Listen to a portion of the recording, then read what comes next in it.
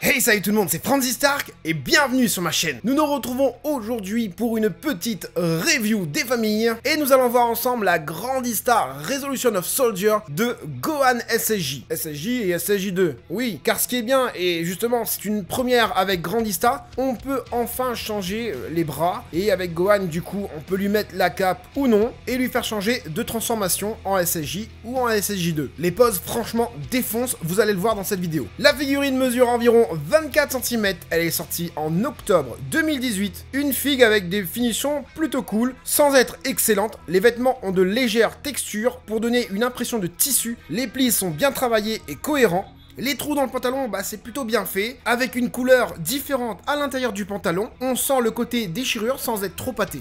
Le hobby est top, ainsi que les poignets, donnant un beau côté tissu. Il y a quelques égratignures représentées sur le torse, mais malheureusement, pas de sang. Encore une fois, de la censure sur les figurines. La cape est juste superbe, des pliures au top, avec un mouvement laissant penser à une petite brise dans le dos. Le petit froufrou autour du cou est plutôt sympathique, ainsi que les épaulettes. Les pliures sont vraiment bien pensées. On a vraiment cette sensation de tissu en fait. On y voit même de la texture à l'extérieur, mais je vais dire pour chipoter, j'aurais aimé aussi avoir de la texture à l'intérieur de la cape. Et parce qu'il n'y en a pas. Mais bon, visuellement ça passe. Le SSJ1 et le SSJ2 est bien représenté, et aussi bien proportionné au niveau de la tête. Ça c'est super important parce qu'on a déjà eu des figurines du SSJ2 avec une touffe de cheveux énorme, donc du coup mal proportionné. Le visage du personnage est ouf, en SSJ2 en tout cas. En SSJ1, il est normal, il est plutôt sympathique, sans forcément être trop extravagant. Tandis que dans le SSJ2, on sent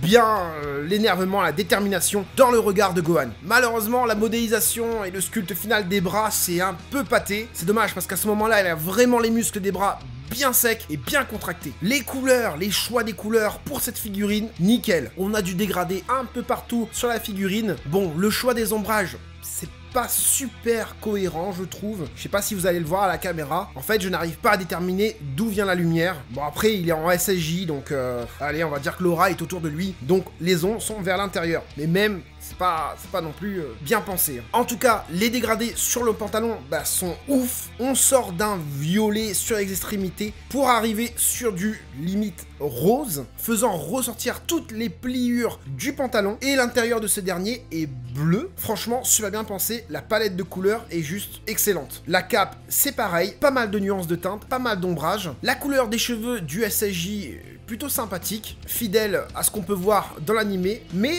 avec un petit côté satiné en plus. Le satiné, on trouve aussi dans les cheveux du SSJ2, sauf que là, la palette de couleurs est un peu différente, avec une couleur partant du caramel beurre salé à du jaune clair sur les pointes. Ah oui, je vous ai pas dit, la mèche de devant est juste magnifique. Elle fait pas du tout banane, les cheveux sont en pointe, c'est vraiment cool. Cette figurine est vraiment pas mal du tout. On aurait eu que le SSJ1 avec les bras le long des jambes. J'aurais pas mis cette note. Mais ce qui est bien du coup avec cette figurine, c'est qu'elle fait preuve d'originalité pour la gamme Grandista en nous proposant plusieurs têtes, plusieurs bras, plusieurs poses, avec ou sans la cape. Franchement, c'est cool. Choisissez ce que vous avez envie. Les grands collectionneurs vont limite acheter 2, voire 3, 4 figurines de Gohan pour pouvoir les exposer de différentes manières. Ah oui, donc du coup, je lui mets la note de 9,5 sur 10. Je trouve que c'est mérité. Dites-moi ce que vous en pensez, vous, dans les commentaires. J'ai hâte de vous lire, j'ai hâte de voir votre réaction. Voilà, si le contenu de ma chaîne te plaît, n'hésite pas à t'abonner et activer la cloche. Tu peux aussi me suivre sur les réseaux sociaux, donc Twitter et Instagram, pas Facebook, parce que Facebook... on va dire que je suis pas, je suis pas dessus à part pour partager mes propres vidéos, mais bon, même ça, en ce moment, je fais plus trop. Donc, si je ne te réponds pas et que je ne t'accepte pas sur Facebook, c'est parfaitement normal. Ne t'inquiète pas, il n'y a rien contre toi.